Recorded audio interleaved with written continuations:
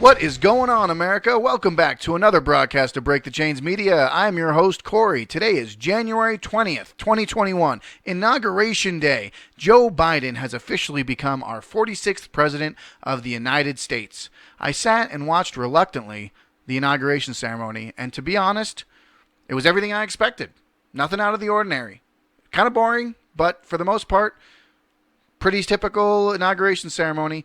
And for all of those sipping the Kool-Aid, I don't know if you had a little too much lemon or not enough sugar, but your whole storm you were talking about never happened, never came through. And it's kind of hilarious that I've stumbled upon something that I'll show you in a minute. They're revamping their whole plan. It's almost pathetic to see this actually take place, and you gotta break the disillusion, man. Get with it. Get with reality, right? Got a couple funny things to show you. I want to talk about Biden's first 100 days and what he's going to do as far as his executive orders. Day one, what happened just today. But first, if you could hit the subscribe button, hit the like button, share this with people that are going to be following and enjoying this kind of content. I'm on BitChute, I'm on Minds, I'm on Gab. I'd love to see you on the alt tech platforms as well. But let's jump right into it. We have this rather hilarious Kool-Aid revamp. They gotta rewrite their whole script here. Let's take a look here and see what I found. It literally shook me to my core at how hilarious this was. And I'm not gonna read it all. You can read a couple different excerpts here, but Joe Biden does it immediately after being sworn in on today or tomorrow or Thursday.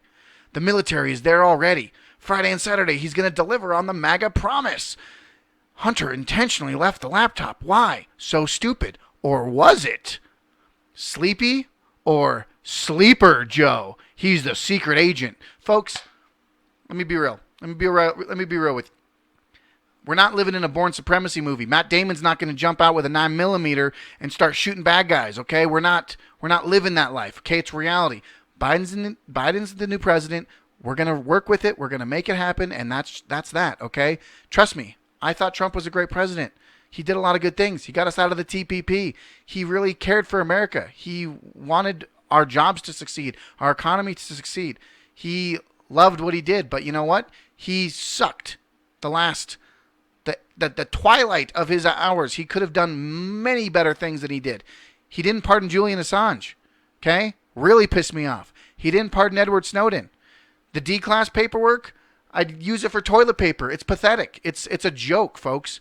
He really struck out on the last, ever since the turn of the year, was pathetic for Trump, and it was honestly very sad to see him go out in such a weak manner. His tail was between his legs, okay? I didn't like that. I love him as the president. I loved what he did. He was an asshole, but at the end of the day, he really screwed the pooch those last couple days. But, Biden, he's an establishment Democrat, corporate Democrat, okay? He's going to send our jobs overseas. He's going to raise our taxes. He's going to allow for further integration into a globalist system. I mean, he talks a hard game with China, but he's going to be working with China, are going to send, all of our jobs outsourced again. He's going to go after our Second Amendment, push further progressive woke ideals just so he can garner a radical leftist appeal. He's going to talk about this critical race theory and equity for all and all of these woke terminologies that are, in my personal opinion, staining the way we run politics. I mean, we need to be fair, balanced, justice, freedom, equality for all.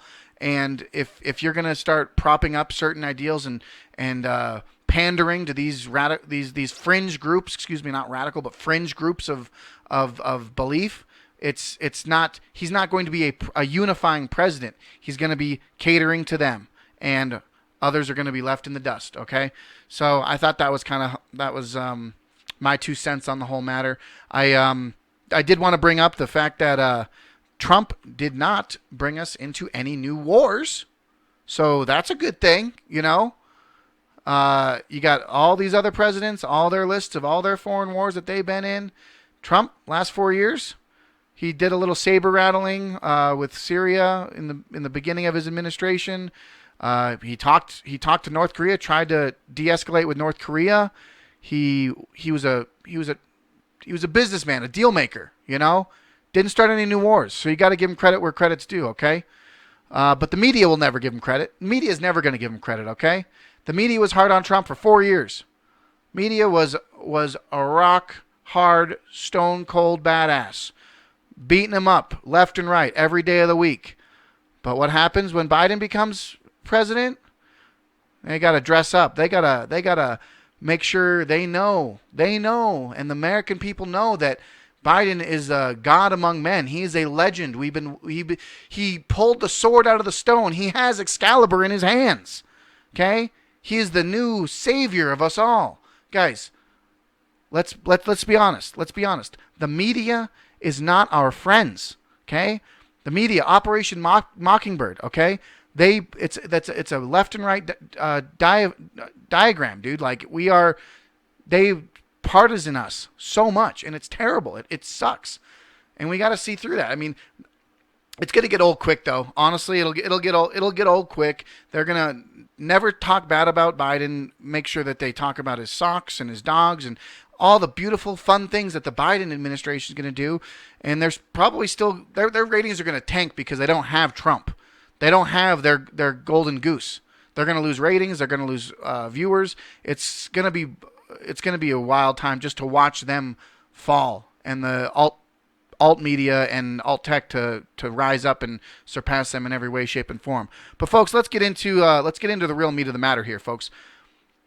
First day executive order actions. Okay, Biden. This is CNN. As much as I hate using it, but I had a good list. I'm not going to go over them all, but the 100-day mask mandate for all federal buildings, federal lands, and government officials. Urge states and local governments to do the same. You can't make a nationwide mandatory mask mandate because it's unconstitutional. So they can get away with it by saying federal lands and property only. And this is another one that this one stops the United States withdrawal from the World Health Organization and Dr. Anthony Fauci becoming the head of delegation to the WHO. The man that flip-flopped so many times, it would have been an overcooked pancake, okay? He is now going to be the head of delegation for the WHO. He got a promotion, folks, for telling us one thing and doing another and going back and doing the opposite, and we didn't know what we were doing the whole time, and here he goes, gets a promotion. That's fantastic. Got a couple things on the economy here. A big thing I wanted to talk about as far as the environment goes, he's going to rejoin the Paris Climate Accord, and he's going to cancel the Keystone XL pipeline. Now, this is very important because Keystone XL pipeline was good for the U.S., was good for Canada, would allow for a lot of jobs and industry, and it would have made our gas cheaper. I mean, you could see how cheap our gas is right now. The United States is the largest exporter of domestic oil, and we are the ones that are using our own oil. So therefore, our carbon footprint is being reduced greater. Is that how to say it? I don't know. Our carbon footprint is being reduced because we are keeping all of our oil local. And we're not outsourcing. We're not using Middle Eastern oil. We're not using the ships that they ship and sail and they go across the ocean for. And you're going to see $4 a gallon gas, okay? And the Paris Climate Accord is going to allow the government to limit the type of energy you use or what kind of cars you use or all this kind of stuff. And it's not going to be. It sounds good on paper, but in reality, China doesn't have to follow it. India doesn't have to follow it. Developing nations don't have to follow it. But first world nations have to reduce carbon, okay? And it's very economically unsustainable and not helpful, okay? Rescinds Trump's administration's 1776 commission.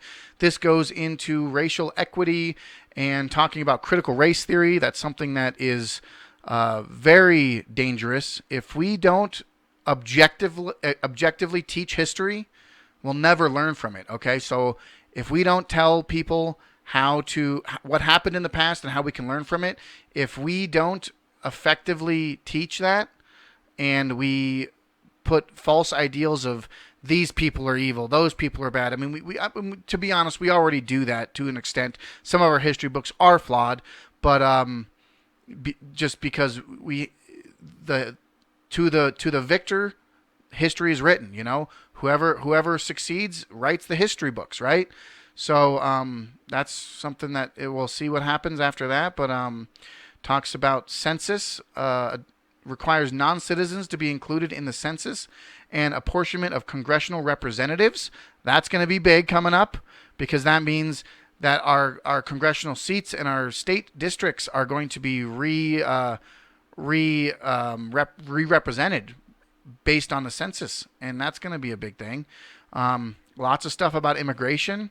Reverses this Trump administration on U.S. passport entry holders from several Muslim-majority countries. Muslim has nothing to do with it. This goes back to the Obama-era administration, and all Trump did was basically pass an Obama administration ban. It wasn't anything to do with Trump, so Biden's technically going against his previous travel ban. Okay, all right. Talks about a couple other things here. Stopping the border wall. The border wall, it's kind of here nor there. Trump replaced a lot of necessary parts of the wall, but I don't think anyone in their right mind thought he was going to put 2,000 miles of border wall up. It wouldn't make sense, okay? But there's a lot of things going on here, and what it really comes down to, folks, is what can we do, and how can our voices be heard? Because I feel that the Biden administration is going to swing back tenfold compared to what Trump administration did against Obama's, because everyone thinks that the world, America is divided, and there's all this hate and separation, and we've lost decades of progress because of Trump and this, that, and the other, and we're full of radicals and racists and all this stuff. But at the same time, one side of the mouth, Biden says all these things, and at the other side of the mouth, he says, we need to come together, we need to work together, we need to be, it doesn't work that way, man. Like, it just doesn't. So he will definitely be pushing some more progressive things in his first 100 days, and we're going to have to see how this all plays out. It's very telling. So just wanted to bring that up to speed with you folks. And if you guys liked my little ramblings, I'd love to see you subscribe, share, follow, and follow me on Alt Tech, BitChute, Rumble, Minds, Gab. I'm always talking on Gab. Minds is one of my favorite sites, so you should really check out Minds. But with that, we can always keep fighting for freedom, folks. Thanks for checking me out.